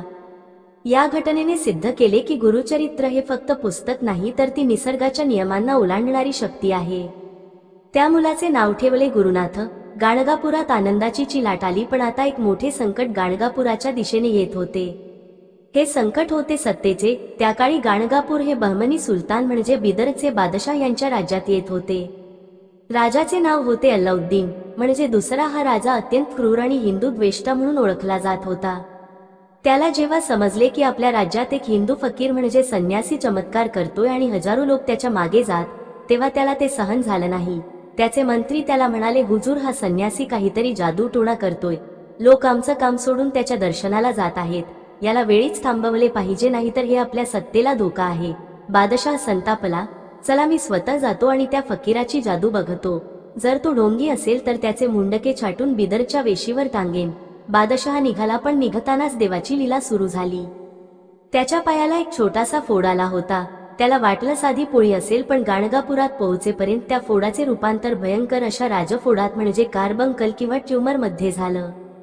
त्याचा पाय सुजला. वेदना इतक्या भयंकर होत्या की तो हत्तीवर बसू शकत नव्हता. त्याला पालखीत झोपवून आणावे लागले. त्याचे शाही वैद्य हकीम सोबत होते. त्याने अनेक लेप लावले, औषध दिली, पण फोड फुटत नव्हता आणि वेदना कमी होत नव्हती. तो तडफडत होता. अल्लाह, हे काय झाले? त्याला कळून चुकले की हे सामान्य दुखणे नाही. ही त्या फकीराच्या नादाला लागल्याची शिक्षा आहे का? तरीही त्याचा अहंकार गेला नाही. तो गाणगापुरात पोहोचला. त्याचे सैनिक मठाच्या दिशेने चालू लागले. मठात भक्तांची धावपळ उडाली. बादशहा आला, तो मठाचा विध्वंस करायला आला आहे, पळा. लोक घाबरले, पण स्वामी नरसिंह सरस्वती शांतपणे आपल्या आसनावर बसून होते. त्यांच्या चेहऱ्यावर तीच स्मित रेषा होती. शिष्य म्हणाले, गुरुदेव, यवनांचे सैन्य आले आहे. आपण इथून दुसरीकडे जाऊया का? स्वामी हसले, अरे, कोणाला घाबरता? जो माझा भक्त आहे त्याला राजाची भीती कसली? आणि जो राजा आहे तो सुद्धा शेवटी त्याच एका परमात्म्याचा बंदा आहे. येऊ द्या त्याला. मठाचे दरवाजे उघडले गेले. बादशहाची पालखी आत आली. सैनिकांनी तलवारी उपसल्या होत्या. वातावरण तणावपूर्ण होते. बादशाह वेदनेने विवत पालखीतून उतरला. 2 सेवकांनी त्याला धरले होते. तो रागाने स्वामींकडे बघू लागला. कुठे आहे तो जादूगार? बादशहाने नजरवर करून स्वामींकडे बघितले. त्याला वाटले होते की समोर एखादा भगवी वस्त्र घातलेला, गळ्यात माळा घातलेला हिंदू साधू असेल, पण जेव्हा त्याची नजर स्वामींच्या डोळ्याला भिडली तेव्हा तिथे त्याला काहीतरी वेगळेच दिसले. त्या क्षणी बादशहाचा अहंकार गळून पडला. त्याला समोरच्या आसनावर नृसिंह सरस्वती दिसले नाहीत. त्याला तिथे एक दिव्य पीर म्हणजे मुस्लिम संत दिसले. काहींच्या मते त्याला तिथे साक्षात नूर म्हणजे दिव्य प्रकाश दिसला. त्याच्या डोळ्यासमोरून धर्म, जात, भाषा यांचे पडदे बाजूला झाले. त्याला जाणवले की समोर बसलेली व्यक्ती ही हिंदू किंवा मुसलमान नाही, तर ती एक ईश्वरी शक्ती आहे. त्याच्या पायाची वेदना, जी मघाशी जीवघेणी होती, ती स्वामींच्या एका दृष्टिक्षेपाने अचानक शांत झाली. जणू बर्फाची पट्टी ठेवावी तशी थंडावा त्याच्या शरीरात पसरला. त्या क्रूर राजाचे डोळे पाणावले. ज्या हाताने तलवार पकडली होती ते हात आपोआप जोडले गेले. तो गुडघ्यावर बसला नाही, तर लोटांगण घालत स्वामींच्या दिशेने सरकला. तो ओरडला, या अल्लाह, तुम्ही फकीर नाही, तुम्ही तर पैगंबर आहात. मला माफ करा. मठातील लोक श्वास रोखून बघत होते. जो राजा मारायला आला होता तो आता एका लहान मुलासारखा रडत स्वामींच्या चरणी पडला होता. स्वामींनी त्याला जवळ बोलावले. त्यांच्या स्पर्शात जादू होती. त्यांनी त्याच्या पायाकडे बघितले नाही, फक्त त्याच्या डोक्यावर हात ठेवला. राजा सत्ता शरीरावर गाजवता येते, मनावर नाही, आणि रोग शरीराचा नसतो, तो अहंकाराचा असतो. तुझा अहंकार गेला, आता तुझा रोगही जाईल. स्वामींनी त्याला आशीर्वाद दिला. आणि काय आश्चर्य, ज्या राजफोडाने त्याला मरणाच्या दारात नेले होते तो फोड त्या क्षणी फुटला. त्यातील घाण निघून गेली आणि वेदना पूर्णपणे थांबली. बादशहा स्वतःच्या पायावर उभा राहिला. हा चमत्कार बघून बादशहाचे सैनिक सुद्धा नतमस्तक झाले. बादशहाने तिथेच जाहीर केले, आजपासून गाणगावपूर हे गाव स्वामींच्या मठाला इनाम. या गावात कोणताही कर म्हणजे टॅक्स घेतला जाणार नाही, आणि जो कोणी या मठाच्या वाटेला जाईल त्याला माझा शत्रू मानले जाईल. ज्या सत्तेची भीती लोकांना वाटत होती तीच सत्ता आता स्वामींची दास झाली होती. बादशहाने स्वामींना विनंती केली, महाराज, तुम्ही एकदा तरी माझ्या महालात बिदरला यावे. स्वामींनी त्याची विनंती मान्य केली. काही काळानंतर ते बिदरला गेले आणि तिथेही ब्रह्मराक्षसाचा उद्धार केला. पण ती पुढची कथा आहे. गाणगावपुरात आता सुवर्ण काळ आला होता. राजाही चरणी लागला होता आणि प्रजाही. पण मित्रांनो, म्हणतात ना की सुखाच्या काळातच खरी परीक्षा असते. आतापर्यंत स्वामींनी बाह्य जगातील लोकांना चमत्कार दाखवले होते, पण आता वेळ आली होती त्यांच्या स्वतःच्या शिष्यांची, त्यांच्या जवळच्या भक्तांची परीक्षा घेण्याची. सोन्याला आगीतून जावं लागतं तेव्हाच ते शुद्ध होते, तसंच भक्ताला संकटातून जावं लागतं. आता मठात एक असा भक्त येणार होता ज्याचं नाव होतं सायनदेव. तो मोठा अधिकारी होता, पण स्वामींच्या भक्तिपायी नोकरी सोडून आला. पण स्वामींनी त्यात स्वागत प्रेमाने केले नाही, उलट त्याला पाहताच स्वामी कडाडले. येथे कशाला आलास? ही जागा सुखाची नाही. येथे राहायचे असेल तर कठोर परीक्षा द्यावी लागेल. तयार आहेस? सायनदेव म्हणाले, हो महाराज, देहाचे तुकडे झाले तरी चालतील, पण तुमचे चरण सोडणार नाही. स्वामी हसले, पण ते हास्य गोड होते. ठीक आहे, आज रात्री तुझी परीक्षा होईल. काय होती ती परीक्षा? स्वामींनी सायनदेवाला असे काय काम सांगितले ज्याचा विचार करूनही अंगावर काटा येईल. आणि त्या परीक्षेत सायनदेव पास झाला की नापास हेच आपण पाहणार आहोत पुढील भागात. मित्रांनो, राजा शरण आला, वांझ स्त्रीला पुत्र मिळाला, मेलेला जिवंत झाला. पण आता जी कथा सुरू होणार आहे ती गुरुभक्तीची परिसीमा आहे.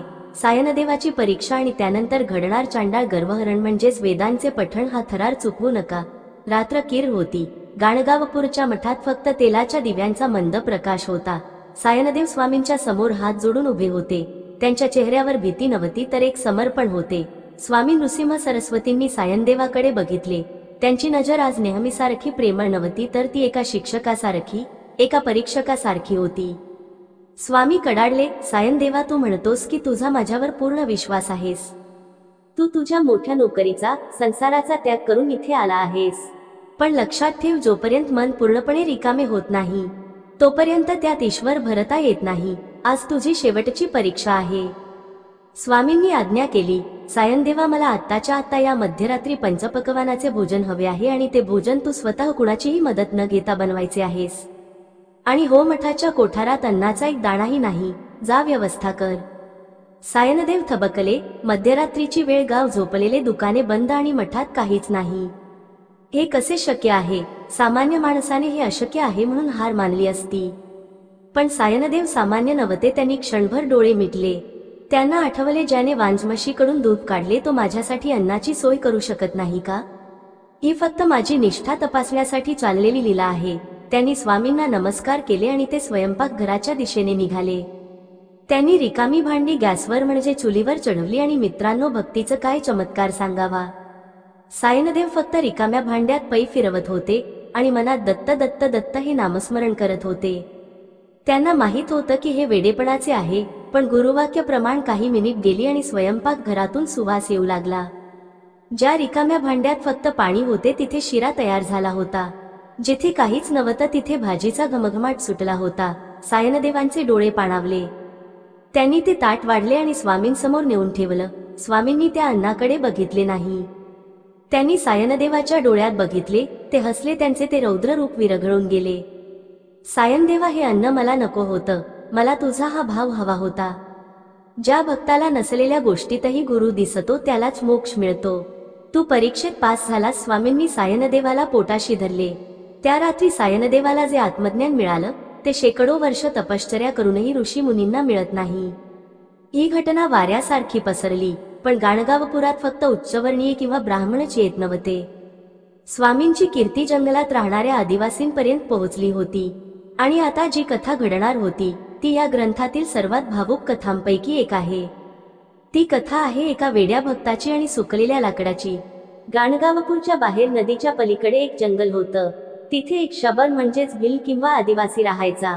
तो समाजाच्या दृष्टीने अडाणी होता, मलिन होता. त्याला वेद माहीत नव्हते, देवपूजा माहीत नव्हती. पण त्यांनी ऐकलं होतं की गाणगावपुरात एक देव आला आहे जो सर्वांचे भले करतो. त्याला वाटलं, मला पण देवाची पूजा करायची आहे, पण त्याच्याकडे मूर्ती नव्हती. एके दिवशी त्याला जंगलात एक वाळलेले, पूर्णपणे सुकलेले लाकूड काष्ट सापडले. ते लाकूड दिसायला ओबडधोबड होते, पण त्या भोळ्या शबराला त्यातच देव दिसला. त्याने ते लाकूड एका जागी रोवले. तो रोज सकाळी उठायचा, नदीतून पाणी आणायचा आणि त्या सुकलेल्या लाकडावर ओतायचा. जंगलातील फुले त्याला वाहायचा आणि तासनतास हात जोडून उभा राहायचा. हे देवा, तू यात आहेस ना, मला दर्शन दे. जाणारे येणारे लोक त्याची चेष्टा करायचे. अरे वेड्या, हे लाकूड आहे, ते पण सुकलेले. हे कधी देव होते का? दगडाची मूर्ती असते, लाकडाची नाही. आणि तू तर शूद्र आहेस, तुझी पूजा देव स्वीकारणार नाही. लोक त्याला दगड मारायचे, हसायचे, पण शबराचा नियम तुटला नाही. माझा भाव खरा असेल तर या लाकडातही जीव येईल. ही गोष्ट स्वामींपर्यंत पोहोचली. एके दिवशी स्वामी आपल्या शिष्यांसह त्याच रस्त्याने निघाले होते. त्यांनी बघितले भर उन्हात तो शबर त्या वाळलेल्या लाकडाला पाणी घालत होता आणि त्याच्या डोळ्यातून अश्रू वाहत होते. शिष्य म्हणाले, महाराज बघा, हा वेडा माणूस किती समजावले तरी ऐकत नाही. स्वामी तिथे थांबले. त्यांनी त्या शबराला हाक मारली. बाळा, काय करतो आहेस? शबर धचकला. त्याने मागे वळून पाहिले. तेजस्वी स्वामींना बघून तो घाबरला. त्याला वाटले हे पण मला मारायला आले आहेत. तो म्हणाला, महाराज मी पूजा करतोय. लोक म्हणतात मी वेडा आहे, पण मला सांगा, देव लाकडात नसतो का? स्वामी त्याच्या जवळ गेले. त्यांनी त्या सुकलेल्या निर्जीव लाकडाकडे पाहिले आणि मग त्या शबराच्या ओल्या डोळ्यांकडे. स्वामींचा आवाज भरून आला. ते म्हणाले, बाळा, लोक मूर्तीमध्ये देव शोधतात, पण तू तर निर्जीव वस्तूत प्राण शोधत आहेस. तुझी भक्ती त्या विद्वांपेक्षा 1000 पटीने श्रेष्ठ आहे.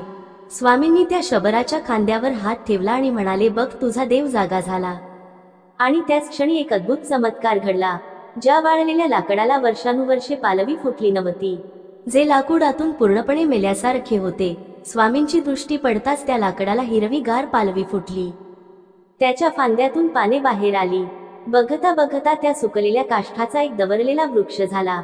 हे दृश्य बघून शबर धाय मोकलून रडू लागला. तो स्वामींच्या पायावर पडला. देवा, तू आला. स्वामींनी त्याला उचलले. बाळा, हा वृक्ष तुझ्या भक्तीची साक्ष आहे. जोपर्यंत ही सृष्टी आहे तोपर्यंत लोक सांगतील की एका शबराच्या भक्तीने वाळलेले लाकूड हिरवे केले. हा चमत्कार बघून सोबत असलेल्या शिष्यांचे आणि निंदकांचे डोळे उघडले. त्यांना समजले की देवाला संस्कृत मंत्र नाही तर फक्त हृदयाची हाक समजते. दिवस सरत होते. गाणगापूर आता आनंदाने नाहून निघाले होते. पण स्वामींच्या मनात मात्र वेगळेच विचार सुरू होते. त्यांना दिसत होते की कलियुग वेगाने पुढे येत आहे. एके दिवशी त्यांनी सर्व भक्तांना, शिष्यांना आणि गावकऱ्यांना मठात बोलावले. वातावरण नेहमीसारखे प्रसन्न नव्हते. स्वामींचा चेहरा गंभीर होता, जणू काही मोठे घडणार होते. सभा मंडप खचाखच भरला होता. स्वामींनी बोलायला सुरुवात केली. हा उपदेश फक्त त्या लोकांसाठी नव्हता, तर येणाऱ्या हजारो वर्षांच्या पिढ्यांसाठी होता. त्याला कलियुग धर्मनिरूपण म्हणतात. स्वामी म्हणाले, भक्त हो, तुम्ही जे आता पाहत आहात ते सतयुगाचे प्रतिबिंब आहे. पण पुढे येणारा काळ कठीण आहे. कलियुगाचा प्रभाव वाढणार आहे. पुढे काय होईल? राजा प्रजेचे रक्षण करणार नाही तर भक्षण करेल. शिष्य गुरुचा मान ठेवणार नाहीत. मुले आई वडिलांना ओझे समजतील. गायीची कत्तल होईल आणि खोट्याला सत्य मानले जाईल. धर्म फक्त बोलण्यासाठी राहील, आचरणासाठी नाही. लोक घाबरले. मग महाराज, आमचं रक्षण कोण करणार? स्वामींनी शांतपणे उत्तर दिले, जो धर्माला धरून राहील त्यालाच मी रक्षण देईन. स्त्रियांनी आपला पतिव्रता धर्म पाळावा आणि पुरुषांनी एकपत्नीव्रत पाळावे. परस्त्री माते समान मानावी. जो हे साधे नियम पाळेल त्याच्या घरी मी भिक्षेला नक्की येईन. त्या दिवशी स्वामींनी स्त्रियांचे स्वधर्म, गृहस्थाश्रम आणि गुरुसेवा यावर सखोल मार्गदर्शन केले. पण या प्रवचनाच्या शेवटी स्वामींनी जे वाक्य उच्चारले त्याने संपूर्ण सभा मंडपात शांतता पसरली. लोकांच्या काळजाचा ठोका चुकला. स्वामी म्हणाले, माझे अवतार कार्य आता पूर्ण झाले आहे. ही गर्दी, हा मानसन्मान मला नको आहे. आता मला एकांतात जावेचे आहे. त्यामुळे मी निर्णय घेतला आहे. त्यांनी एक दीर्घ श्वास घेतला आणि घोषणा केली, मी गाणगापूर सोडून श्रीशैल्य पर्वतावर जाणार आहे. ते वाक्य नव्हते, तो जणू वज्राघात होता. नाही नाही महाराज, लोकांचा आक्रोश सुरू झाला. हजारो लोक रडू लागले. आम्हाला सोडून जाऊ नका, आम्ही अनाथ होऊ. तुमच्याशिवाय आमचे कोण आहे? कोणी स्वामींचे पाय धरले, कोणी रस्ता अडवला. आम्ही तुम्हाला जाऊ देणार नाही. प्राण गेले तरी चालतील, पण तुम्हाला सोडणार नाही. स्वामींची स्थिती एका आईसारखी झाली होती, जिला आपल्या मुलांना सोडून जावे लागते, पण निर्णय अटळ होता. त्यांनी भक्तांना शांत केले. शांत व्हा, माझा देह जरी गेला तरी मी मनाने इथेच राहणार आहे. पण आता मला जावेच लागेल, कारण यवनांच राज्य वाढत आहे आणि जर मी इथे राहिलो तर विनाकारण संघर्ष होईल आणि त्यात तुमचे नुकसान होईल. तरीही लोकांचे समाधान होत नव्हते. आम्ही कशाच्या आधारावर जगू? आम्हाला काहीतरी खून द्या. तेव्हा स्वामींनी एक अद्भुत गोष्ट केली. त्यांनी आपल्या पायातील खडावा म्हणजे पादुका त्या काढल्या. त्या निर्गुण पादुका होत्या. त्यांनी त्या पादुका मठाच्या गाभाऱ्यात ठेवल्या आणि सांगितले, हे माझेच स्वरूप आहे. या पादुकांमध्ये माझा जीव आहे. जो या पादुकांची पूजा करील त्याला साक्षात माझे दर्शन होईल. मी रोज दुपारी येथे भिक्षेला येईन. हे माझे वचन आहे. त्या पादुका बघून भक्तांना थोडा धीर आला, पण विरहाचे दुःख कमी होत नव्हते. स्वामींनी प्रवासाची तयारी सुरू केली. त्यांनी ठरवले की सर्वांना सोबत न्यायचे नाही. हा प्रवास एकांताचा आहे. त्यांनी आपल्या हजारो शिष्यांमधून फक्त 4 प्रमुख शिष्यांना निवडले. जे त्यांच्यासोबत शेवटच्या प्रवासाला येणार होते. ते 4 भाग्यवान शिष्य होते. एक सायनदेव ज्याची परीक्षा झाली होती, 2 नंदीनामा ज्याला कुष्ठरोगातून बरे केले होते, 3 कृष्ण सरस्वती काशीतील शिष्य, 4 सिद्धयोगी. बाकी सर्वांना त्यांनी गाणगापुरातच राहण्याची आज्ञा दिली. तुम्ही इथेच राहा, मठाची सेवा करा, अन्नदान चालू ठेवा. जो इथे अन्नदान करील त्याच्या घरी मी अन्नपूर्ण होऊन राहील. अखेर तो दिवस उगवला. गाणगापूर सोडण्याचा दिवस. नदीच्या काठावर जनसागर लोटला होता. प्रत्येकाच्या डोळ्यात पाणी होते. हवा सुद्धा जड झाली होती. पक्ष्यांचा किलबिलाट थांबला होता. स्वामी मठातून बाहेर पडले. त्यांनी एकदा मागे वळून आपल्या मठाकडे बघितले, आपल्या औदुंबराच्या झाडाकडे बघितले. त्यांच्या डोळ्यात एक तृप्त भाव होता. हे कार्य पूर्ण झाले. ते चालू लागले. लोक त्यांच्या मागे धावू लागले. महाराज थांबा, महाराज एकदा बघा. पण स्वामी थांबले नाहीत. वैराग्य काय असते हे त्यांच्या चालण्यातून दिसत होते. ज्या जागेवर त्यांनी इतके प्रेम केले ती जागा सोडताना त्यांना ना दुःख होते ना मोह. ते संगमावर आले. तिथे एक नाव म्हणजे बोट तयार होती, पण ती साधी नाव नव्हती. भक्तांनी ती फुलांनी सजवली होती. त्याला पुष्पवाहन म्हणतात. स्वामी त्या नावेत बसले. 4 शिष्य त्यांच्या सोबत बसले. नाविकाने वल्हे मारले. नाव हळूहळू काठापासून दूर जाऊ लागली. काठावरचा आक्रोश शिगेला पोहोचला. दत्ता गुरुराया पुन्हा कधी येणार?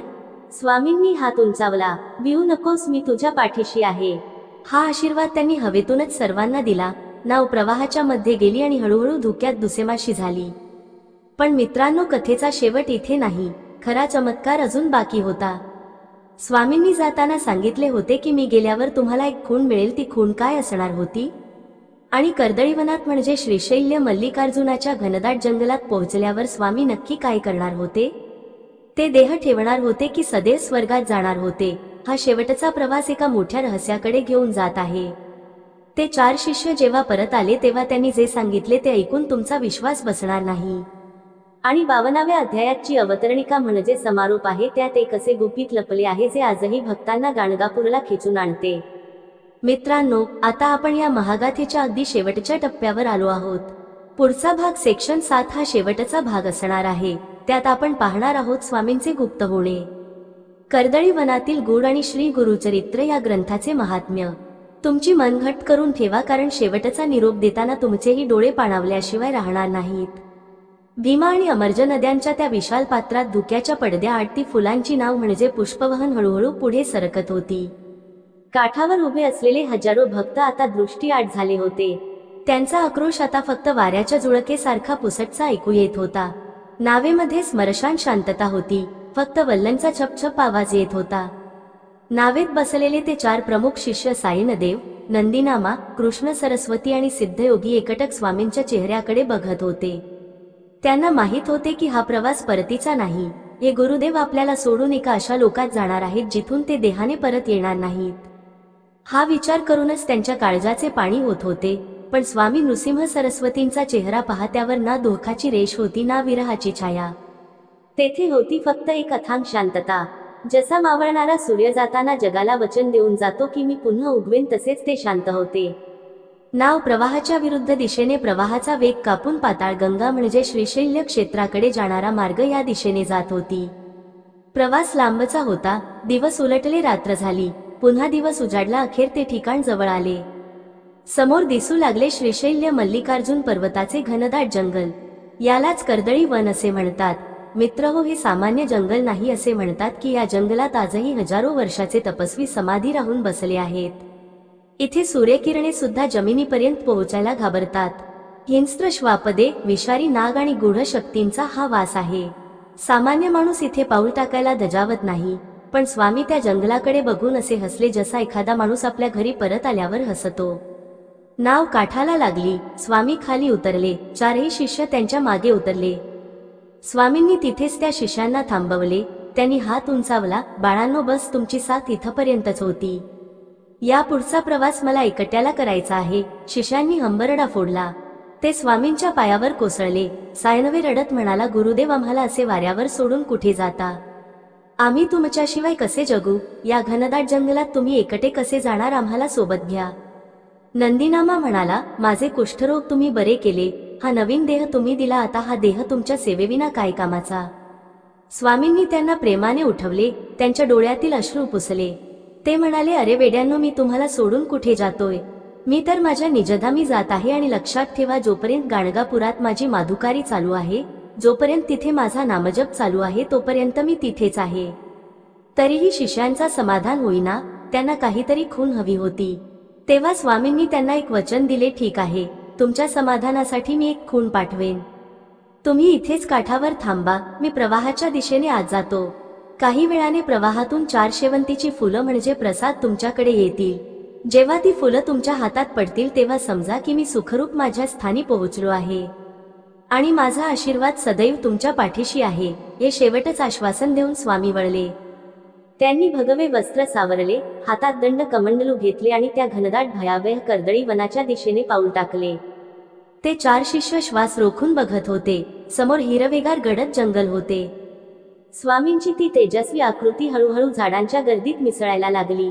पहिले पाऊल, दुसरे पाऊल ते चालत होते जणू हवा चालते. त्यांच्या पायांचा आवाजही येत नव्हता. काही क्षण ते दिसले आणि मग एका वळणावर ते झाडांच्या आडून नाहीसे झाले. गुरुदेव साईनदेवाच्या तोंडातून एक अस्फुट हाक बाहेर पडली. आता तेथे फक्त जंगल होते. वारा गोंगावत होता, नदी वाहत होती. पण स्वामी नव्हते. जगाचा पोशिंदा, दत्ताचा अवतार, ज्याने हजारो लोकांचे दुःख दूर केले, तो आज स्वतःला या जगापासून दूर घेऊन गेला होता. त्या शिष्यांना वाटले की आपले हृदय आता बंद पडेल. ती वेदना असह्य होती. ते 4ही शिष्य तिथेच नदीच्या काठावर दगडासारखे बसून राहिले. डोळे पाण्याकडे लागले होते. फुल येतील का की हे शेवटचे दर्शन होते. 1 तास गेला, 2 तास गेले, पाणी वाहत होते पण फुले दिसत नव्हती. शिष्यांच्या मनात शंका येऊ लागली, स्वामींनी आपल्याला विसरले तर नाही ना? आणि अचानक नदीच्या निळ्याशार पाण्यावर लांबून काहीतरी तरंगताना दिसलं. सोनेरी रंगाची चमक. ते जवळ आले आणि शिष्यांचा आनंद गगनात मावेनासा झाला. ती खरोखरच 4 टवटवीत शेवंतीची फुले होती. प्रवाहाच्या विरुद्ध दिशेने, म्हणजे काही कथानुसार प्रवाहातून त्याबरोबर त्या 4 शिष्यांच्या दिशेने येत होत्या. जणू स्वामींनी स्वतः आपल्या हाताने त्या पाठवल्या होत्या. त्या फुलांनी काठाला स्पर्श केला. शिष्यांनी त्या फुलांवर झडप नाही घातली, तर थरथरत त्या हाताने त्यांना उचलून डोक्याला लावले. त्या फुलांना आजही तोच सुगंध होता जो स्वामींच्या अंगाला यायचा. त्या क्षणी त्यांना खात्री पटली की स्वामी गेले नाहीत, ते अमर आहेत. त्यांनी फक्त देह लपवला आहे, पण चैतन्य रूपाने ते आपल्या सोबत आहेत. त्या 4 फुलांचा प्रसाद घेऊन शिष्य गाणगापूरला परतले. त्यांनी गावकऱ्यांना सांगितले, रडू नका, स्वामींनी प्रसाद पाठवला आहे. ते कर्दळी वनात गुप्त रूपाने तपश्चर्याला बसले आहेत आणि त्यांनी वचन दिले आहे की ते रोज दुपारी गाणगापुरात भिक्षेला येतील. आणि मित्रांनो, ती परंपरा आजही चालू आहे. आजही गाणगापुरात दुपारची आरती झाल्यावर लोक भिक्षा मागतात आणि वाढतात. लोकांची श्रद्धा आहे की या भिक्षेच्या रूपात खुद्द दत्त महाराज येतात. इथे 51 अध्याय संपतात. आता येतो शेवटचा 52वा अध्याय, ज्याला अवतरणिका म्हणतात. आपण पुन्हा तेथे जातो जिथे ही कथा सुरू झाली होती, भीमा अमरजा संगमावर, जिथे नामधारक नावाचा भक्त सिद्ध मुनींकडून ही कथा ऐकत होता. सिद्ध मुनींनी आपला शब्द थांबवला. कथा संपली होती. नामधारक मात्र अजूनही त्या विश्वात हरवला होता. त्याचे डोळे मिटलेले होते. गालावरून अश्रू वाहत होते. त्याला वाटत होते की आपण स्वतः नृसिंह सरस्वतींच्या काळात जाऊन आलो आहोत. तो भानावर आला आणि त्याने सिद्धमुनींचे पाय घट्ट पकडले. महाराज, तुम्ही मला काय दिले हे मी शब्दात सांगू शकत नाही. माझे दारिद्र्य, माझी चिंता, माझे दुःख, सगळे काही या कथेच्या प्रवाहात वाहून गेले. मला आता कशाचीही भीती वाटत नाही. मला साक्षात दत्त दर्शन घडले. सिद्धमुनी हसले. त्यांनी नामधारकाला उठवले. बाळा, ही फक्त एक कथा नाही, हा वेद आहे. याला श्री गुरुचरित्र म्हणतात. हे 52 अध्याय म्हणजे 52 आठवड्यांचा म्हणजे वर्षाचा मार्ग आहे. जो कोणी या ग्रंथाचा आश्रय घेईल त्याला कलियुगातील कोणती संकट स्पर्श करू शकणार नाही. सिद्धमुनींनी या ग्रंथाचे महात्म्य म्हणजे फलश्रुती सांगितले, जे प्रत्येक भक्तासाठी अत्यंत महत्त्वाचे आहे. नीट ऐका. श्री गुरुचरित्र महात्म्य. बेनफट्स. एक पुत्र प्राप्ती. ज्यांना मुलबाळ होत नाही, ज्यांचे वंश पुढे वाढत नाही, त्यांनी या ग्रंथाचे श्रद्धेने पारायण केल्यास जसे त्या 60 वर्षांच्या आजीला मुलगा झाला तसे संतती प्राप्त होते. 2 रोगनिवारण. कितीही जुनाट आजार असो, कुष्ठरोग असो किंवा कॅन्सर सारखे असाध्य रोग, नंदीनामा आणि शबर भक्तासारखी श्रद्धा असेल तर या ग्रंथाच्या वाचनाने शरीर निरोगी होते. 3 अखंड लक्ष्मीच्या घरात हा ग्रंथ नियमित वाचला जातो. तिथे कधीही अन्नाची कमी पडत नाही. गरिबी नष्ट होऊन लक्ष्मी पाणी भरते. 4 पिशाच मुक्ती, ज्यांना वाईट स्वप्न पडतात, ज्यांच्यावर बाहेरील बाधा आहे, ब्रह्मराक्षस किंवा भूताचा त्रास, त्यांच्यासाठी हा ग्रंथ अग्नीसारखा आहे. याच्या नुसत्या उपस्थितीने नकारात्मक शक्ती पळून जातात. 5 मनशांती, आणि सर्वात महत्त्वाचे म्हणजे या धावपळीच्या जगात ज्याला मनशांती हवी आहे त्यांनी गुरुचरित्राची काही पानं रोज वाचावीत. पारायण नियम, रीडिंग रूल्स. सिद्ध मुनींनी सांगितले, हा ग्रंथ अतिशय पवित्र म्हणजे जाज्वल्य आहे. त्यामुळे याचे वाचन करताना काही नियम पाळावेत. शुचिरभूत होऊन, आंघोळ करून, स्वच्छ वस्त्र परिधान करूनच या ग्रंथाला हात लावावा. शक्यतो 7 दिवसांचे म्हणजे सप्ताहाचे पारायण करावे. वाचताना मनात शंका ठेवू नये. हे खरे की खोटे असा प्रश्न आला तर फळ मिळत नाही. वाचन पूर्ण झाल्यावर यथाशक्ती अन्नदान करावे आणि दाम्पत्याला म्हणजे जोडप्याला भोजन द्यावे. नामधारकाने हे सर्व नियम डोक्यात साठवून घेतले. तो आता नामधारक राहिला नव्हता, तो सिद्ध झाला होता. तो सिद्ध मुनींना वंदन करून आपल्या घरी परतला. पण जाताना तो एकटा नव्हता. त्याच्या हृदयात साक्षात दत्त गुरु विराजमान होते. मित्रांनो, श्री गुरुचरित्र ही कथा इथेच संपते, पण अनुभव इथे संपत नाही. तुम्ही म्हणाल, स्वामी कर्दळी वनात गेले, मग पुढे काय झाले? तर विश्वास ठेवा, ते गेले नाहीत. कधी अक्कलकोटचे श्री स्वामी समर्थ म्हणून, तर कधी शिर्डीचे साईबाबा म्हणून तेच दत्त चैतन्य रूप बदलून भक्तांच्या कल्याणासाठी पुन्हा पुन्हा येत राहिले. गुरुचरित्र हे संपणार पुस्तक नाही, तर ती एक निरंतर चालणारी गुरु परंपरा आहे. आज 52 अध्यायांच्या या प्रवासात आपण जे काही ऐकलं, श्रीपादांचा बालहट्ट असो, नरहरीचे मौन असो किंवा वांजरी म्हशीचे दूध असो, यातील प्रत्येक चमत्कार आपल्याला हेच सांगतो की अशक्यही शक्य करतील स्वामी.